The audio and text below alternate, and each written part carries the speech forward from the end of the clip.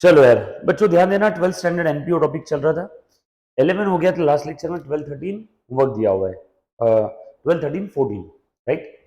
सो अभी सबसे पहले क्वेश्चन नंबर 15 इंपॉर्टेंट मार्क करके रखना बेटा इसको। रोहित ये कैमरा का ऐसा मेरे तरफ घुमा दे इसको। Done. From the following receipt and payment account of the Krishna junior college Mahabaleshwar for the year ended 31 मार्च 2020। नहीं, उल्टा घुमाना पड़ेगा। डन।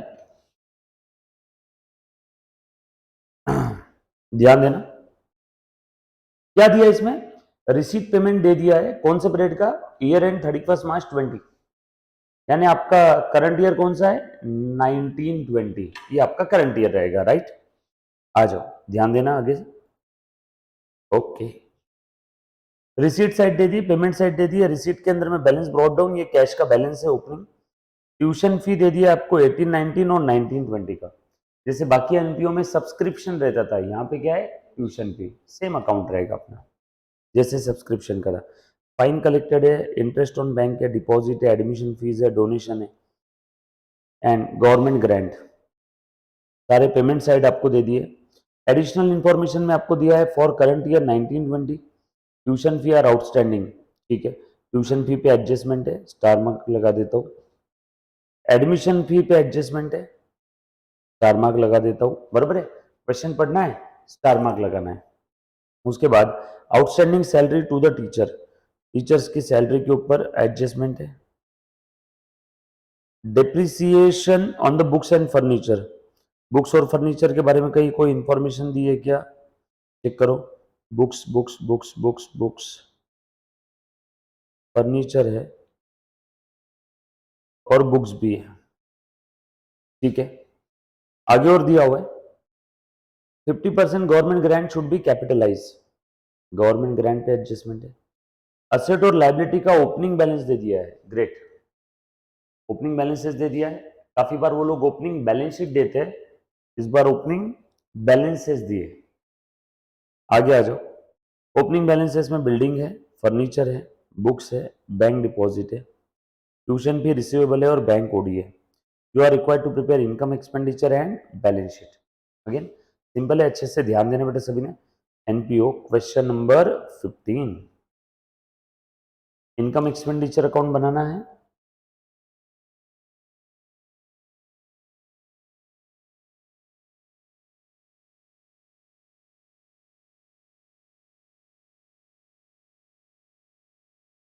और बैलेंस शीट बनाना है।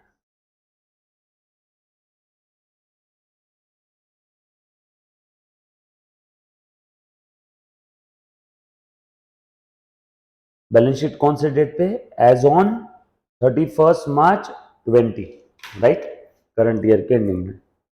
और हमें ओपनिंग बैलेंसेस दिए तो हम लोगों को ओपनिंग कैपिटल की जरूरत रहेगी, क्योंकि जब तक ओपनिंग कैपिटल नहीं आता उसमें सरप्लस या डेफिसिट इनकम एक्सपेंडिचर का बैलेंसिंग फिगर ऐड करना या लेस करना पड़ेगा ना। तो दैट्स वाई हम लोगों को ओपनिंग कैपिटल की जरूरत रहेगी। तो उसके लिए मैं ओपनिंग बैलेंस शीट भी बना लेता हूँ, नीचे वर्किंग नोट में लिख लो ओपनिंग बैलेंस शीट। कब के बना रहा हूं, एज ऑन 1/4/19, ठीक है। Working note number 1। तो जो जो बोला था उसका मैंने फॉर्मेट बना लिया।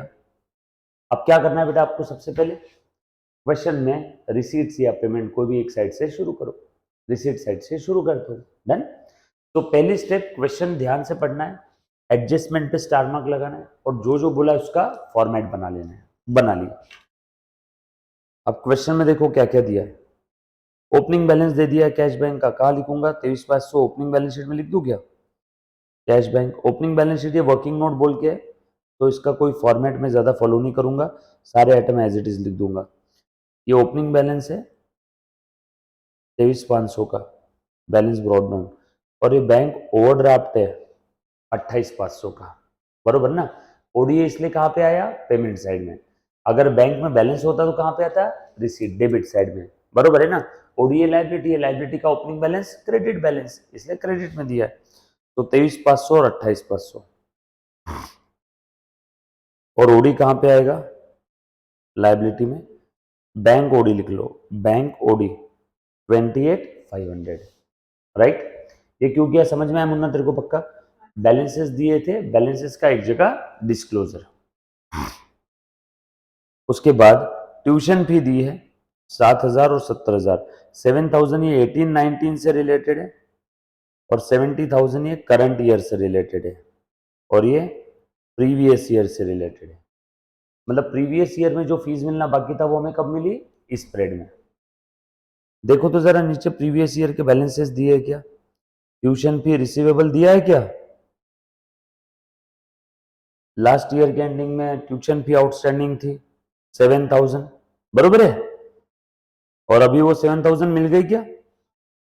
तो पिछले पीरियड के एंडिंग में यानी करंट पीरियड के ओपनिंग में आउटस्टैंडिंग ट्यूशन फी 7,000 थी। ठीक, यहाँ पे लिख लेता हूँ आउटस्टैंडिंग फीस 7,000 करंट पीरियड में मिल गई है, बरोबर ना? ये ओपनिंग में मैंने लिख दिया और एक ट्यूशन फी का अकाउंट बना लिया।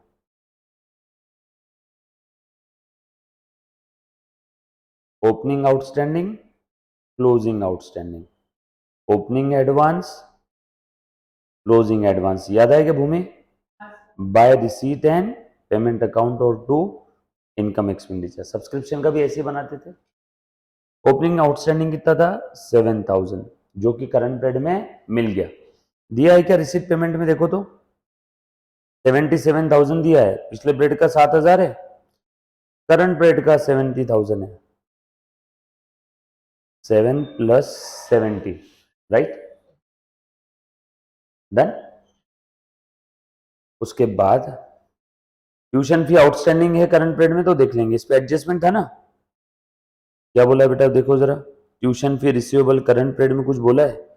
नो, बस इतना ही बोला था tuition fee receivable last period के एंडिंग में। करंट पीरियड के ट्यूशन फी के बारे में कुछ दिया है क्या? देख लो एक बार, चेक कर लो। Yes, for current year tuition fee outstanding 10,000 दिख रहा है क्या? ये करंट आउटस्टैंडिंग है, तो क्लोजिंग आउटस्टैंडिंग हो गया क्या है? 10,000। करंट पीरियड के एंडिंग में अभी भी ट्यूशन फी 10,000 आना बाकी है, वो मैंने लिख दिया। हाँ हाँ, क्लोजिंग आउटस्टैंडिंग लिख दिया। आओ आओ, पक्का। ये ट्यूशन फी ले लिया, ये ट्यूशन फी का एडजस्टमेंट कंसिडर कर लिया, रिसीट पेमेंट का लिख दिया, ट्यूशन फी की सारी डिटेल लिख दी मैंने इसके अंदर में। ओपनिंग एडवांस कुछ था क्या? नो। क्लोजिंग एडवांस कुछ है? No. Balancing figure income expenditure के अंदर में ट्रांसफर कर दो। बोलो बचा कितना? 87 में से 7 चला गया, बोल बेटा कितना आएगा? 80,000, बरोबर। भूमि ये समझ में आए? पक्का? वापस बताओ एक बार। ये क्लोजिंग आउटस्टैंडिंग कहाँ जाएगा? क्लोजिंग बैलेंस शीट में। ये क्लोजिंग बैलेंस शीट में लिख दिया tuition fee outstanding, current period के एंडिंग में आउटस्टैंडिंग है ना, ये लिख दिया मैंने असेट साइड में। क्लोजिंग एडवांस तो है नहीं, रिसीट पेमेंट में ये चला गया ऑलरेडी, और ये इनकम एक्सपेंडिचर में जाएगा, राइट। ओपनिंग मैंने ओपनिंग बैलेंस शीट में लिख दिया, इनकम एक्सपेंडिचर के इनकम साइड में कितना आएगा? Tuition fees 80,000। ट्यूशन फीस कितना है बेटा? 80,000, लिख दो, डन। ये समझ में आए? सारे इफेक्ट दिए बेटा। इसमें किसी बच्चे को डाउट है तो पूछो एक बार। Tuition fees like any other subscription, tuition fees like any other subscription. उसके बाद फाइन कलेक्टेड, इस पे कोई एडजस्टमेंट नहीं था, एज इट इज लिख दो इनकम में। बाय फाइन कलेक्टेड कितना था बेटा फाइन? 4,000।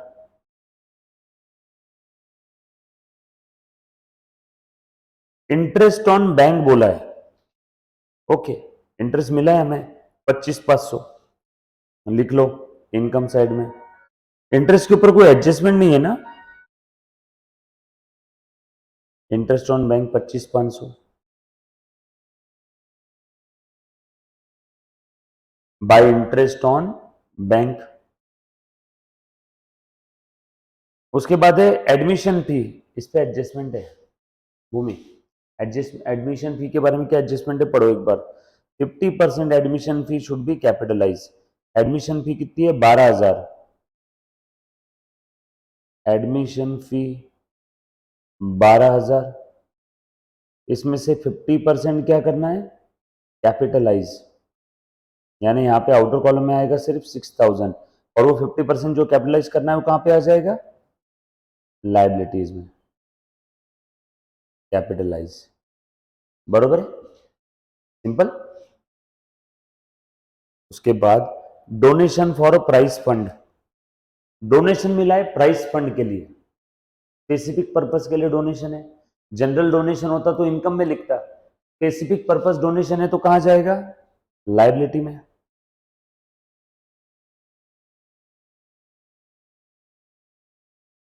कितना डोनेशन मिला है 90,000। गवर्नमेंट बॉन्ड, गवर्नमेंट ग्रांट्स, इसके ऊपर एडजस्टमेंट है। 50% ग्रांट शुड बी कैपिटलाइज। बोल गवर्नमेंट ग्रांट कितनी है बेटा भूमि, इसमें से आधी कैपिटलाइज करना है। बोलो आधा कितना हो रहा है इसका, 1,00,000 का आधा 50,000, 70 का आधा 35,000, एक 35 और 3,000 का आधा 1,500, यानी 1,00,000 सॉरी 50,000, 1,00,000 का आधा, 70 का आधा 35, 85, और ये 86,500 आ रहा है क्या, आधा चेक कर दो। बरोबर है, और ये मैंने गवर्नमेंट ग्रांट क्या कर दिया कैपिटलाइज। समझा बेटा कैपिटलाइज करना मतलब क्या रहता है। अगर बोला है हाफ गवर्नमेंट कैपिटलाइज करना है गवर्नमेंट ग्रांट, तो आधा इनकम में और आधा बैलेंस शीट के लाइबिलिटी साइड में। उसके बाद पेमेंट साइड में वो हमने बैंक ओडी ले लिया। सैलरी टू टीचर, इसके ऊपर एडजस्टमेंट है। आउटस्टैंडिंग सैलरी टू टीचर 12,000, कितनी थी बेटा टोटल 2,00,000।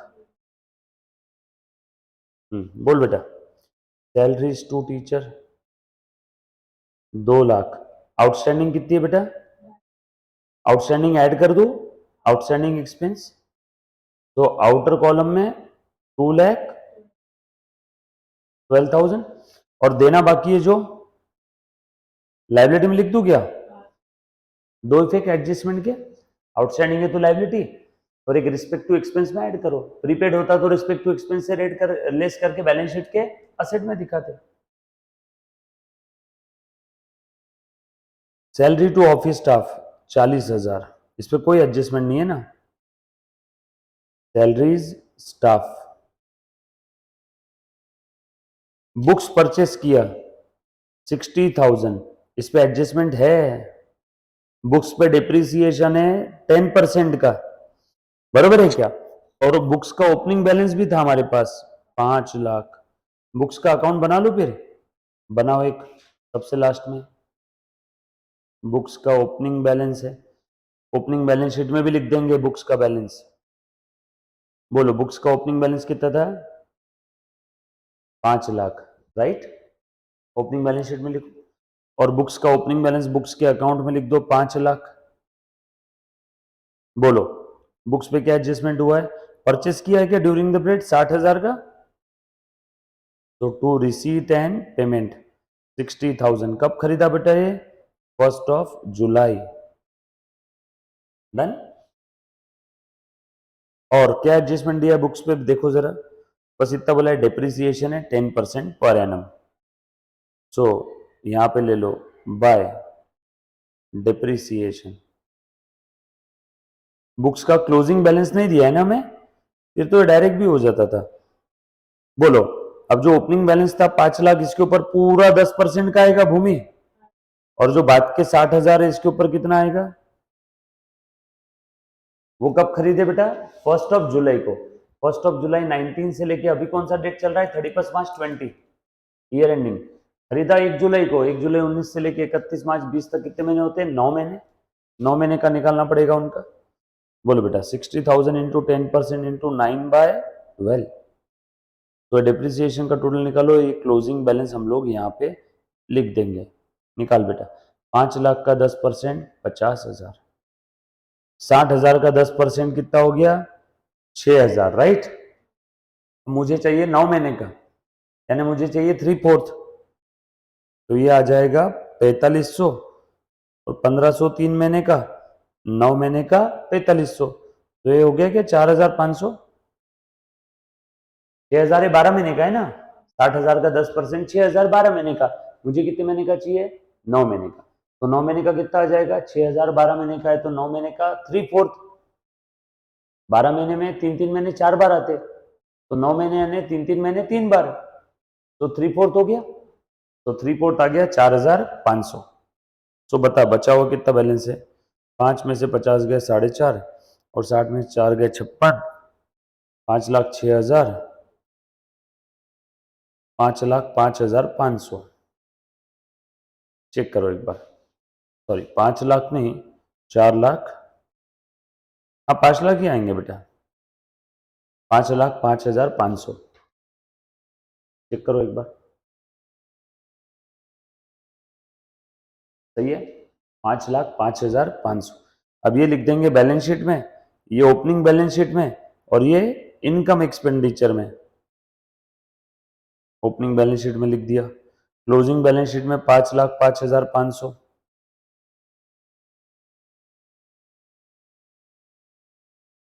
आफ्टर डिप्रिसिएशन ना, वैसे बैलेंस शीट में भी लिख सकती है, दो बुक्स के इनर कॉलम में वहां लिख के फिगर माइनस डिप्रिसिएशन करके, बट हमने अलग से अकाउंट बना लिया उसके लिए। और डिप्रिसी अपने एक्सपेंस में लिखो डिप्रिसिएशन ऑन बुक्स, कितना बेटा डिप्रिसिएशन 50 और 4 500 54,500 है ना, 54,500, 50,000 प्लस 4,500। सो देखिए ये मैंने लिखा इनकम एक्सपेंडिचर में, ये लिखा अपने इनकम एक्सपेंडिचर में, ये लिखा बैलेंस शीट में, बरोबर। क्लोजिंग बैलेंस लिखा तूने, डन। ओपनिंग लिख दिया, ओपनिंग में चेक कर लो, उतना ही है ना 5,05,500, 5,05,500। उसके बाद नेक्स्ट आइटम, प्रिंटिंग स्टेशनरी पे कोई एडजस्टमेंट नहीं है, लिखो डायरेक्टली खर्चे में, printing and stationery 7,000, office rent 6,000, repairs कोई एडजस्टमेंट नहीं, डायरेक्ट खर्चे में लिख दो, कोर्ट्स एक्सपेंसेस,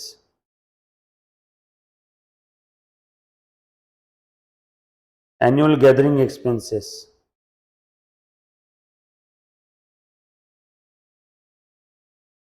फर्नीचर पे एडजस्टमेंट है, फर्नीचर परचेस किया 40 का, पूरा पुराना फर्नीचर कितने का था 7 लाख रुपए का, नया खरीदा 40 का। ये देख बेटा, ये ऐसे भी कर सकते बैलेंस शीट में डायरेक्टली, अकाउंट बनाने की जरूरत नहीं। पुराना फर्नीचर था 7 लाख का, नया और परचेस किया 40,000 का, टोटल हो गया 7,40,000 माइनस डिप्रिसिएशन, और डिप्रिसिएशन का दूसरा इफेक्ट यहां दे दो क्या, डिप्रिसिएशन फर्नीचर, और पुराना फर्नीचर पुरानी बैलेंस शीट में लिख दूं क्या भूमि,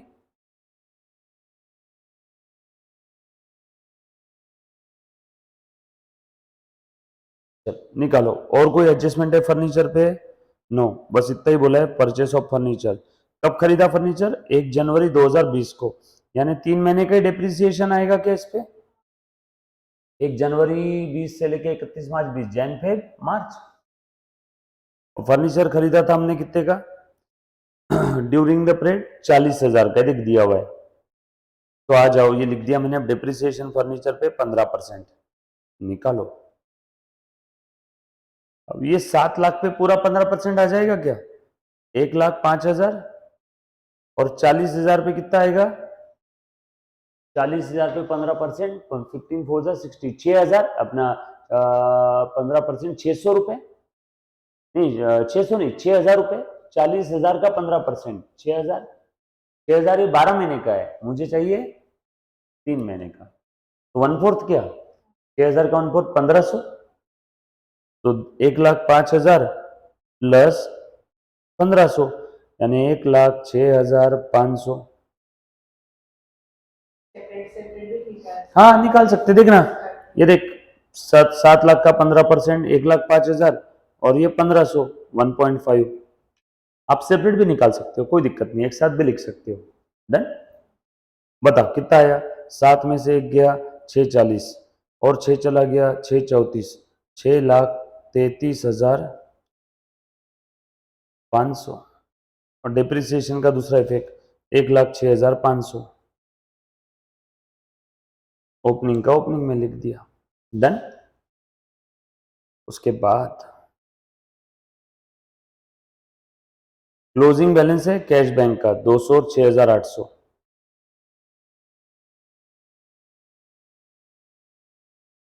200 और 6,800। डन। लिख लो ये सारी चीजें, क्या क्या चीजें पेंडिंग है पहले ये देख। अब एक बार एडजस्टमेंट सारी हो गई, फर्नीचर का भी हो गया, बुक्स का हो गया, गवर्नमेंट ग्रांट का हो गया। ओपनिंग असेट लायबिलिटी में क्या बचा है बेटा, देख बिल्डिंग बच गया है तो बिल्डिंग लिख दूं क्या। ओपनिंग बिल्डिंग कितने का था, 18 लाख का। बिल्डिंग के ऊपर कोई एडजस्टमेंट है नहीं, ये भी हो गया। बैंक डिपॉजिट था 9% 3 लाख का।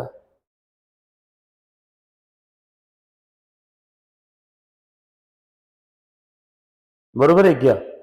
इस बैंक डिपॉजिट के ऊपर इंटरेस्ट मिला होगा ना मैं 9% के हिसाब से, नाम क्या है उसका 9% बैंक डिपॉजिट। तो इंटरेस्ट मिला है क्या देख तो, 3 लाख के ऊपर 9% कितना होता है, नहीं 3 लाख का 9% 27,000, 9 3 27 ना। 27 में से कितना मिला हमें, ऊपर देखो इंटरेस्ट एंड बैंक डिपॉजिट 25,500, बरोबर है क्या। तो कितना मिलना बाकी है बोल। 3 लाख में से 25,500 इंटरेस्ट और 27। नहीं 3 लाख का 9% टोटल इंटरेस्ट है 27,000, उसमें से मिला कितना 25,500, मतलब अभी भी मिलना बाकी है 1,500। और 1,500 जो मिलना बाकी है एक इफेक्ट मैंने दे दिया इनकम में, क्योंकि इनकम लेना पड़ेगा ना हमें, मिलो ना मिलो इनकम तो है वो स्प्रेड का। इनकम में आउटस्टैंडिंग इनकम ऐड करते ना, और दूसरा आना बाकी है असेट साइड में 27,000 माइनस 25,500, बराबर है। और कोई है बचा है क्या देखो, बैंक डिपॉजिट 3 लाख मैंने लिख दिया, करंट पीरियड में बैंक डिपॉजिट वगैरह सेल किया ऐसा कुछ बोला है क्या, नो। तो कर क्लोजिंग बैलेंस शीट में भी आ जाएगा क्या बैंक डिपॉजिट, है कि नहीं। उसको बंद थोड़ी किया, तोड़ा थोड़ी अभी तक। Bank deposit 3 lakh rupees, bank deposit as it is रहेगा ना, पुराना वाला जो है वही। और कुछ है, बैंक ओडी हमने ले लिया, बैंक ओडी ओपनिंग था 28,500, ये देखिए तो ले लिया हमने, फिर से लेने की जरूरत नहीं है। That's it. फटाफट से इनकम एक्सपेंडिचर का टोटल कर, सरप्लस या डेफिसिट निकाल। हाँ लिख ले आराम से पहले,